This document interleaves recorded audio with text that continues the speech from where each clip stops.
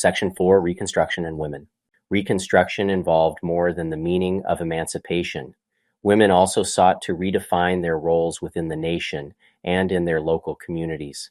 The abolitionist and women's rights movements simultaneously converged and began to clash. In the South, both black and white women struggled to make sense of a world of death and change. In Reconstruction, leading women's rights advocate Elizabeth Cady Stanton saw an unprecedented opportunity for disenfranchised groups. Women, as well as Black Americans, North and South, could seize political rights. Stanton formed the Women's Loyal National League in 1863, which petitioned Congress for a constitutional amendment abolishing slavery.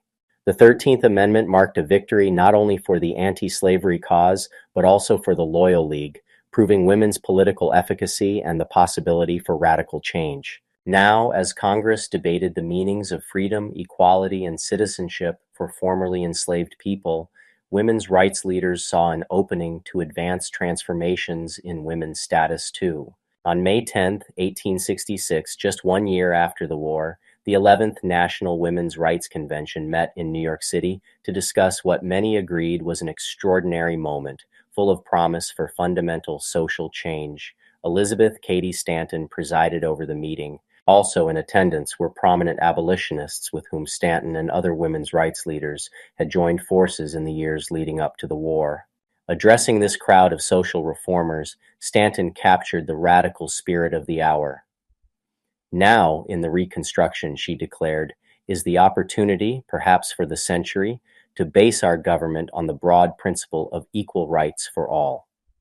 Stanton chose her universal language, equal rights for all, with intention, setting an agenda of universal suffrage. Thus, in 1866, the National Women's Rights Convention officially merged with the American Anti-Slavery Society to form the American Equal Rights Association, AERA. This union marked the culmination of the long-standing partnership between abolitionists and women's rights advocates. The AERA was split over whether black male suffrage should take precedence over universal suffrage, given the political climate of the South. Some worried that political support for freedmen would be undermined by the pursuit of women's suffrage. For example, AERA member Frederick Douglass insisted that the ballot was literally a question of life and death for Southern black men, but not for women. Some African American women challenged white suffragists in other ways. Frances Harper, for example, a free-born black woman living in Ohio, urged them to consider their own privilege as white and middle class. Universal suffrage, she argued, would not so clearly address the complex difficulties posed by racial, economic, and gender inequality. These divisions came to a head early in 1867, as the AERA organized a campaign in Kansas to determine the fate of black and women's suffrage. Elizabeth Cady Stanton and her partner in the movement, Susan B. Anthony, made the journey to advocate for universal suffrage. Yet they soon realized that their allies were distancing themselves from women's suffrage in order to advance black enfranchisement. Disheartened, Stanton and Anthony allied instead with white supremacists who supported women's equality. Many fellow activists were dismayed by Stanton's and Anthony's willingness to appeal to racism to advance their cause. These tensions finally erupted over conflicting views of the 14th and 15th Amendments. Women's rights leaders vigorously protested the 14th Amendment. Although it established national citizenship for all persons born or naturalized in the United States, the amendment also introduced the word male into the Constitution for the first time, after the 15th Amendment ignored sex as an unlawful barrier to suffrage, an omission that appalled Stanton. The AERA officially dissolved. Stanton and Anthony formed the National Woman Suffrage Association, NWSA, while suffragists who supported the 15th Amendment, regardless of its limitations, founded the American Woman Suffrage Association, AWSA. The NWSA soon rallied around a new strategy, the New Departure. This new approach interpreted the Constitution as already guaranteeing women the right to vote. They argued that by nationalizing citizenship for all people and protecting all rights of citizens, including the right to vote, the 14th and 15th Amendments guaranteed women's suffrage. Broadcasting the new departure, the NWSA encouraged women to register to vote, which roughly 700 did between 1868 and 1872. Susan B. Anthony was one of them and was arrested but then acquitted in trial. In 1875, the Supreme Court addressed this constitutional argument, acknowledging women's citizenship but arguing that suffrage was not a right guaranteed to all citizens. This ruling not only defeated the new departure, but also coincided with the court's broader reactionary interpretation of the Reconstruction amendments that significantly limited freed people's rights. Following this defeat, many suffragists like Stanton increasingly replaced the ideal of universal suffrage with arguments about the virtue that white women would bring to the polls. These new arguments often hinged on racism and declared the necessity of white women voters to keep black men in check. Advocates for women's suffrage were largely confined to the North, but Southern women were experiencing social transformations as well. Moreover, during the war, Southern white women had been called on to do traditional men's work, chopping wood and managing businesses, while white Southern women decided whether and how to return to their prior status. African American women embraced new freedoms and a redefinition of womanhood. The Civil War showed white women, especially upper-class women, life without their husbands' protection. Many did not like what they saw, especially given the possibility of racial equality. Formerly wealthy women hoped to maintain their social status by rebuilding the pre-war social hierarchy. Through ladies' memorial associations, LMAs, and other civic groups, Southern women led the efforts to bury and memorialize the dead, praising and bolstering their men's masculinity through nationalist speeches and memorials. LMAs grew out of the Soldiers' Aid Society and became the precursor and custodian of the Lost Cause narrative. Proponents of the Lost Cause tried to rewrite the history of the antebellum South to de-emphasize the brutality of slavery. They also created the myth that the Civil War was fought over states' rights instead of slavery, which was the actual cause. LMAs and their ceremonies created new holidays during which white Southerners could reaffirm their allegiance to the Confederacy and express their opposition to black rights. For instance, some LMAs celebrated the anniversary of Stonewall Jackson's death on May 10th. Through these activities, Southern women took on political roles in the South. Southern black women also sought to redefine their public and private lives. Their efforts to control their labor met the immediate opposition of Southern white women. Gertrude Clanton, a plantation mistress before the war, disliked cooking and washing dishes, so she hired an African American woman to do the washing. A misunderstanding quickly developed. The laundress, nameless in Gertrude's records, performed her job and returned home. Gertrude believed that her money had purchased a day's labor, not just the load of washing, and she became quite frustrated. Meanwhile, this washerwoman and others like her set wages and hours for themselves, and in many cases began to take washing into their own homes in order to avoid the surveillance of white women and the sexual threat posed by white men. Similar conflicts raged across the South. White Southerners demanded that African American women work in the plantation home and instituted apprenticeship systems to place African American children in unpaid labor positions. African American women combated these attempts by refusing to work at jobs without fair pay or fair conditions and by clinging tightly to their children. Like white LMA members, African American women formed clubs to bury their dead, celebrate African American masculinity, and provide aid to their communities.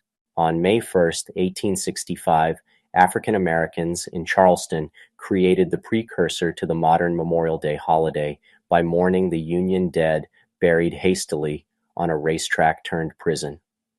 Like their white counterparts, the 300 African American women who participated had been members of the local Patriotic Association, which aided freed people during the war. African American women continued participating in federal Decoration Day ceremonies and later formed their own club organizations. Racial violence, whether city riots or rural vigilantes, continued to threaten these vulnerable households. Nevertheless, the formation and preservation of African American households became a paramount goal for African American women. But white conservatives chafed at the influx of black residents and the establishment of biracial politics. In nearly every conflict, white conservatives initiated violence in reaction to Republican rallies or conventions or elections in which black men were to vote. The death tolls of these conflicts remain incalculable, and victims were overwhelmingly black. Even everyday violence between individuals disproportionately targeted African Americans during Reconstruction. African Americans gained citizenship rights like the ability to serve on juries as a result of the Civil Rights Act of 1866 and the 14th Amendment. But Southern white men were almost never prosecuted for violence against black victims. White men beat or shot black men with relative impunity and did so over minor squabbles, labor disputes, long-standing grudges, and crimes of passion. These incidents sometimes were reported to local federal authorities like the Army or the Freedmen's Bureau, but more often than not, such violence was unreported and unprosecuted. The violence committed by organized vigilante groups, sometimes called night riders or bushwhackers, was more often premeditated. Groups of night riders operated under cover of darkness and wore disguises to curtail black political involvement. Night riders harassed and killed black candidates and office holders and frightened voters away from the polls. They also aimed to limit black economic mobility by terrorizing freed people who tried to purchase land or otherwise become too independent from the white enslavers they used to rely on. They were terrorists and vigilantes determined to stop the erosion of the antebellum South, and they were widespread and numerous, operating throughout the South. The Ku Klux Klan emerged in the late 1860s as the most infamous of these groups. The Ku Klux Klan, KKK, was organized in 1866 in Pulaski, Tennessee, and had spread to nearly every state of the former Confederacy by 1868. The KKK drew heavily from the antebellum Southern elite, but Klan groups sometimes overlapped with criminal gangs or former Confederate guerrilla groups. The Klan's reputation became so potent and its violence so widespread that many groups not formally associated with it were called Ku Kluxers, and to Ku Klux meant to commit vigilante violence. While it is difficult to differentiate KKK actions from those of similar groups, such as the White Line, the Knights of the White Camellia, and the White Brotherhood, the distinctions hardly matter. All such groups were part of a web of terror that spread throughout the South during Reconstruction. In Panola County, Mississippi, between August 1870 and December 1872, 24 KKK-style murders occurred. And nearby, in Lafayette County, Klansmen drowned 30 black Mississippians in a single mass murder. Sometimes the violence was aimed at black men or women who had tried to buy land or dared to be insolent toward a white Southerner.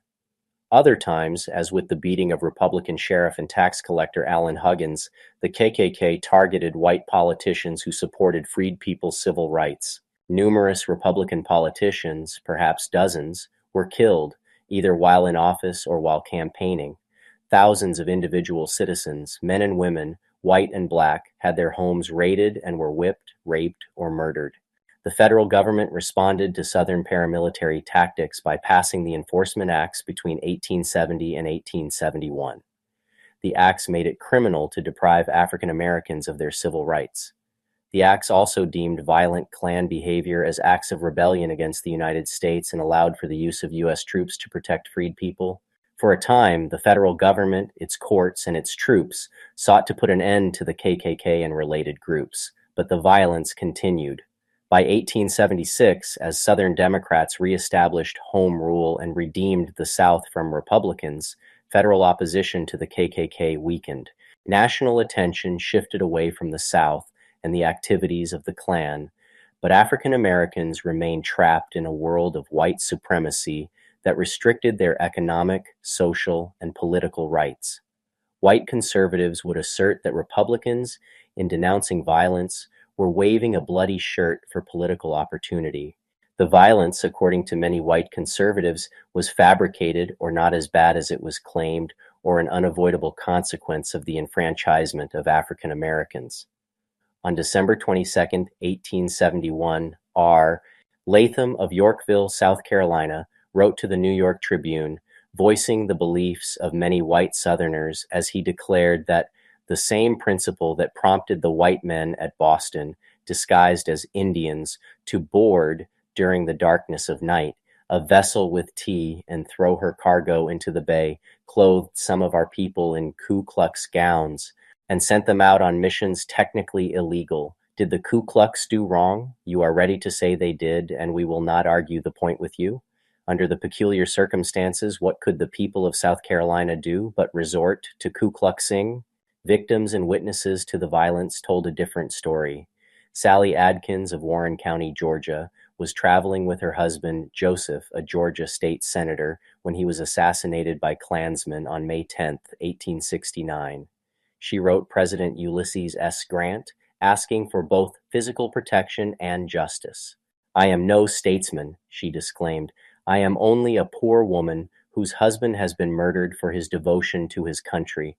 I may have very foolish ideas of government, states, and constitutions, but I feel that I have claims upon my country. The rebels imprisoned my husband. Pardoned rebels murdered him. There is no law for the punishment of them who do deeds of this sort. I demand that you, President Grant, keep the pledge you made the nation, make it safe for any man to utter boldly and openly his devotion to the United States." The political and social consequences of the violence were as lasting as the physical and mental trauma suffered by victims and witnesses. Terrorism worked to end federal involvement in Reconstruction and helped to usher in a new era of racial repression. African Americans actively sought ways to shed the vestiges of slavery. Many discarded the names their former enslavers had chosen for them and adopted new names like Freeman and Lincoln that affirmed their new identities as free citizens. Others resettled far from their former plantations, hoping to eventually farm their own land or run their own businesses. By the end of Reconstruction, the desire for self-definition, economic independence, and racial pride coalesced in the founding of dozens of black towns across the South.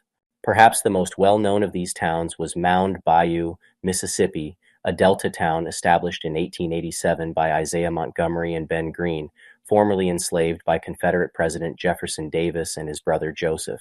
Residents of the town took pride in the fact that African Americans owned all of the property in town, including banks, insurance companies, shops, and the surrounding farms.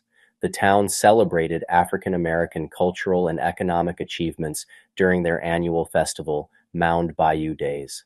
These tight-knit communities provided African Americans with spaces where they could live free from the indignities of segregation and the exploitation of sharecropping on white-owned plantations. Section 6, Economic Development.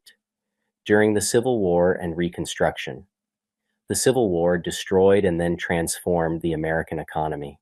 In 1859 and 1860, wealthy Southern planters were flush after producing record cotton crops. Southern prosperity relied on over 4 million enslaved African American to grow cotton, along with a number of other staple crops across the region. Cotton fed the textile mills of America and Europe and brought great wealth to the region. On the eve of war, the American South enjoyed more per capita wealth than any other slave economy in the New World. To their enslavers, these people constituted their most valuable assets, worth roughly $3 billion. Yet this wealth obscured the gains in infrastructure, industrial production, and financial markets that occurred north of the Mason-Dixon line, a fact that the war would unmask for all to see. In contrast to the slave South, Northerners praised their region as a land of free labor, populated by farmers, merchants, and wage laborers. It was also home to a robust market economy. By 1860, Northerners could buy clothing made in a New England factory, or light their homes with kerosene oil from Pennsylvania. The Midwest produced seas of grain that fed the country with enough left over for export to Europe. Farther west, mining and agriculture were the mainstays of life. Along with the textile mills, shoe factories, and iron foundries, the firms that produced McCormick's wheat harvesters and Colt's firearms displayed the technical advances of Northern manufacturers. Their goods crisscrossed the country on the North's growing railroad network. An extensive network of banks and financial markets helped aggregate capital that could be reinvested into further growth. The Civil War, like all wars, interrupted the rhythms of commercial life by destroying lives and property. This was especially true in the South. From 1861 onward, the Confederate government struggled to find the guns, food, and supplies needed to field an army. Southerners did make astonishing gains in industrial production during this time, but it was never enough. The Union's blockade of the Atlantic prevented the Confederacy from financing the war with cotton sales to Europe. To pay their troops and keep the economy alive, the Confederate Congress turned to printing paper money that quickly sank in value and led to rapid inflation. In many cases, Confederate officials dispensed with taxes paid in cash and simply impressed the food and materials needed from their citizens. Perhaps most striking of all, in the vast agricultural wealth of the South, many Southerners struggled to find enough to eat. The war also pushed the U.S. government to take unprecedented steps. In late 1861, Congress created the nation's first fiat currency, called greenbacks. Congress raised tariffs and passed the first national income tax in 1862, and in 1863 created the Office of the Comptroller of the Currency to regulate the national banking system. At first, the expansion of the currency and the rapid rise in government spending created an uptick in business in 1862-1863. As the war dragged on, inflation also hit the North. Workers demanded higher wages to pay rents and buy necessities, while the business community groaned under their growing tax burden. The United States, however, never embarked on a policy of impressment for food and supplies. The factories and farms of the North successfully supplied Union troops, while the federal government, with some adjustments, found the means to pay for the war. None of this is to suggest that the North's superior ability to supply its war machine made the outcome of the war inevitable. Any account of the war must consider the tangled web of politics, battles, and economics that occurred between 1861 and 1865. But the aftermath of the war left portions of the Confederacy in ruins. State governments were mired in debt. White planters had most of their capital tied up in enslaved laborers and so lost most of their wealth. Cotton remained the most significant crop, but the war changed how it was grown and sold. Planters broke up large farms into smaller plots tended by single families in exchange for a portion of the crop, a system called sharecropping. Once cotton production resumed, Americans found that their cotton now competed with new cotton plantations around the world. For the South as a whole, the war and Reconstruction marked the start of a period of deep poverty that would last until at least the New Deal of the 1930s. Emancipation was the single most important economic, social, and political outcome of the war. Freedom empowered African Americans in the South to rebuild families, make contracts, hold property, and move freely for the first time. Republicans in the South attempted to transform the region into a free labor economy like the North. Yet the transition from slave labor to free labor was never so clear. Well into the 20th century, white Southerners used a combination of legal coercion and extra-legal violence to maintain systems of bound labor. Vagrancy laws enabled law enforcement to justify the arrest of innocent black men and women, and the convict lease system meant that arbitrary arrests often resulted in decades of forced, uncompensated labor. But this new form of servitude, which continued until World War II, was only the most extreme example of an array of economic injustices. In the later 19th century, poor whites would form mobs and go white-capping to scare away black job seekers. Lacking the means to buy their own farms, black farmers often turned to sharecropping, which often led to cycles of debt that kept families bound to the land. Victory did not produce a sudden economic boom for the rest of the United States either. The North would not regain its pre-war pace of industrial and commodity output until the 1870s, but the war did prove beneficial to wealthy Northern farmers who could afford new technologies. Wartime labor shortages promoted the use of mechanical reapers, reducing demand for labor, boosting farm yields, and sowing the seeds of inequality. Wartime laws also transformed the relationship between the federal government and the American economy. New tariff laws sheltered Northern industry from European competition. The Morrill Land Grant helped create colleges such as the University of California, the University of Illinois, and the University of Wisconsin.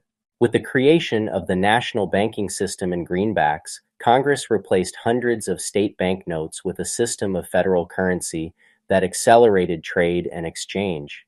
This was not to say that Republican policy worked for everyone. The Homestead Act, meant to open the West to small farmers, was often frustrated by railroad corporations and speculators. The Transcontinental Railroad, launched during the war, failed to produce substantial economic gains for years. The war years forged a close relationship between government and the business elite, a relationship that sometimes resulted in corruption and catastrophe, as it did when markets crashed on Black Friday, September 24, 1869. This new relationship created a political backlash, especially in the West and South, against Washington's perceived Eastern and industrial bias. Conflicts over emancipation and civil rights quickly gave way to long political conflict over the direction of American economic development.